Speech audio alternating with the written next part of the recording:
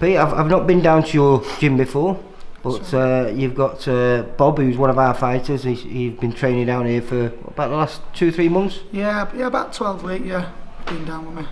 But I don't know anything about you. But you is it from kickboxing background originally? Yeah, well, I'm originally from a Thai boxing background. You know. Sorry, you hate that when I say that. Yeah, kickboxing. Yeah, I know. Kickboxing's a watered down version of Thai boxing, but anyway. I am predominantly from a Thai boxing background. I mean, I've had the gym since I was 20. I'm 29 now, but over the years... It's a very young age to get into... I know. Well, what happened was, I was obviously competing myself as a Thai boxer, and I became partners with my trainer, Steve Adams, and unfortunately he passed away.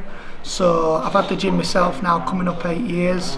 But like I say, over the past few years, we've moved more over to the boxing side. Well, how long have you been in this? Because this is a lovely little place you got here. Yeah, thank you. I'm very proud of it. I've been here about 5 years in December. So the gym's going from strength to strength now. And I've just been speaking to Tyrone Nurse. Now, you started working with him just at the Jack Catchell fight, wasn't it? Yeah, just before the Catchell fight. I mean, originally I was working with Jack Bateson, which I still work with, and his dad was asking about me as a pad man, because obviously I work with a lot of southpaws and I can work with switch hitters, and obviously Jack Catchell was a southpaw, and Tyrone obviously is a very good switch hitter, so we just gelled from, you know, day go, really. Well, I noticed that Mark, the other lad, the cruiserweight you've got down here, yeah, he's a southpaw. Yeah, I've got Bob Adjushev, he's a southpaw, and he's a switch hitter. Yeah. So somebody rang me up the other day as well. He says, you must have the most southpaws in the country.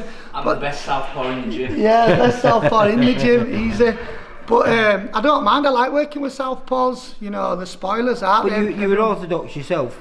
As a Thai boxer, yeah, I was an orthodox fighter, but yeah, like you say, I've got a lot of southpaws and I love working. But the stance does change much more frequently in Thai boxing? Yeah, there is a lot more switch hitting these days in Thai boxing, but yeah, I mean it's pretty easy for me to switch with the pads. I don't find it difficult at all, really. So. And who, well, like you say, you've mentioned Jack Bateson. Now he's a real young talent, fantastic amateur. Was he about 3 or 4-0 now? Is he? You know what? I think he's 5-0 now. He fights next Friday at Ellen Road Pavilion. But like, is this on the same night that? Same fight as Mick, who's 4-0, my cruiserweight. I mean, what Martin and Mark Bateson have done with Jack is phenomenal. He's an outstanding talent. He's like Tyrone, do you know what I mean? You get him. He's one of them kids where you tell him to do something and it's done. Yeah. Whether he's orthodox southpaw, whether he's swivelling or he's coming forward with power shots, Mexican style, that lad's just got it. Well, I just think, like you say, obviously Jack and Tyrone, all these lads and Bob, all Leeds-based fighters, but obviously Josh just picking up the world title. Yeah. Bringing the spotlight back to Leeds, isn't it? Which is what we've always wanted, you know what I mean? Well, I don't know if you've worked with him, he's one of our fighters, Jack Daniels. No, I know I Daniels is like, I think, is he a southpaw as well? He might be actually, yeah. Well, it's full of them, Leeds. Yeah, that's what, because obviously we're such a proud city as Leeds, like you can see with football, you know, they're very well supported in no matter what you do, and obviously Josh has brought that to the city.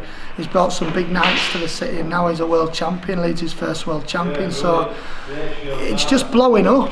It's just blowing up. I mean, I do a lot of work with Mark Bateson, and he's signed some good kids now. We all work together, and there's a real good bond and a real good feel for boxing in the city in general. And not only that, now in my gym, you know, you've got Tyrone, you've got Bob, who are knocking at the door. Obviously, once Bob has a couple of tune-up fights, you know, he's going to be both former British champions. Former British champion, same as Tyrone. I mean, went over to Australia, me and Tyrone, and I watched the fight. And yeah, I mean, and he won convincingly, and he was back to his old self, moving, switching, and even on inside he looked strong. He were really hurting the kid, and I just couldn't believe it. And what you've got to look at there is like Tyrone, obviously, as an amateur, and all the lads as an amateur, as a pro, the way these lads train for the fights and how they've come through, to have a decision took away from you like that, you know, it's scandalous, really. You know, after all the hard work, because winning that, it'd have been Commonwealth champion, it'd have put him onto other things where he's got to just take a little step back again to get back there.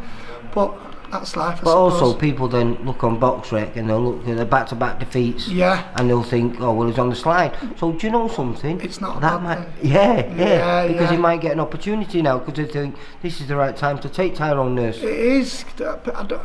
If they think he's on the dip, then they're very narrow-minded because he's such a talent. And even though he's got no lined up, he's been in the gym 6 days a week and he's been working. I think it's clicked now. He thinks, right, you know, this is it. Let's go again. And, you know, he needs to be a champion. He's at world. He could be world level.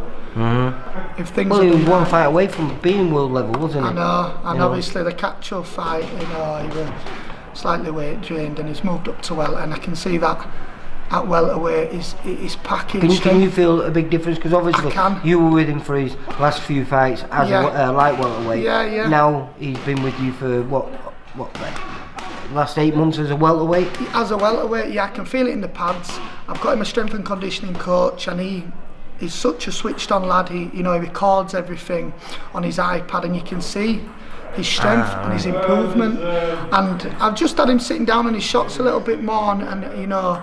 Do you know, that might be a great thing for him, that as well, you know, because when you can see it in black and white, Yeah. you know, and you can see the difference that things are making, you know, Yeah. at certain stages of where I was on one fight to where I am on this fight, Yeah. it can mentally help you prepare. And like when we went over to Australia, he made the weight so easy. And in the fight, when he was hitting the kid to the body. I could see the kid wincing, you know, and it was hurting him.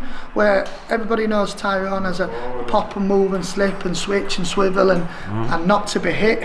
But we've tried to mix them elements together and bring. But that's it what I think he was lacking in the last few fights, where he was standing and trading because he just found it easier. Yeah. Maybe because of it was lack of the Yeah. energy because of the being weight trained. And the thing is with Tyrone as well is because he likes to fight, sometimes he wears his heart on his sleeve and gets He does like to involved fight, in a doesn't he? fight.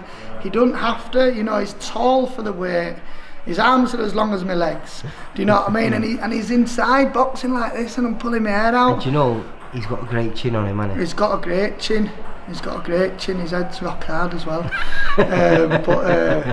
But yeah, just onwards and upwards now. Got a good set of lads. You've got to be coming through one of the gym. youngest trainers in the country now, haven't you? Yeah, I know. Look at that. But like, to be honest, like when the lad who trained me, Steve Adams, I've actually been teaching. I started off teaching kids at about 14 years old, and as a fighter, as a trainer, I had my first fighter at 16 years old in Thai boxing. Like we've had 48 champions in the Thai boxing from Northern area right through the world. I've had a lad that's won a gold medal in, I think it was Baltic Championships in Latvia.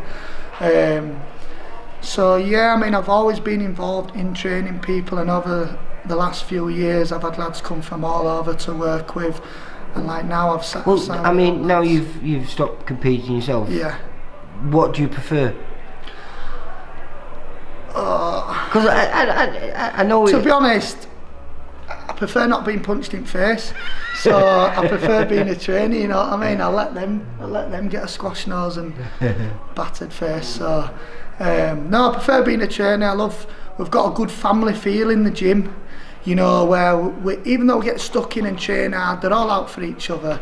And there's a great vibe about the gym at the moment. I'm excited like for it. the future. Yeah, I've only been here a few hours, but it seems like you've got a good atmosphere down here. Yeah, Certainly got a thank good you. set of lads. Thank you. So I'll look forward to coming down here. It's the first time down, so hopefully you might invite me back in maybe another 12 months, and Yeah. perhaps them two can be British champions. I'm and telling you, we'll have a few British champions by then, touch wood, God willing. So, but no, it's been great having you down as well. All right, Pete. Take care, mate. Thank you. Bye bye. Ta.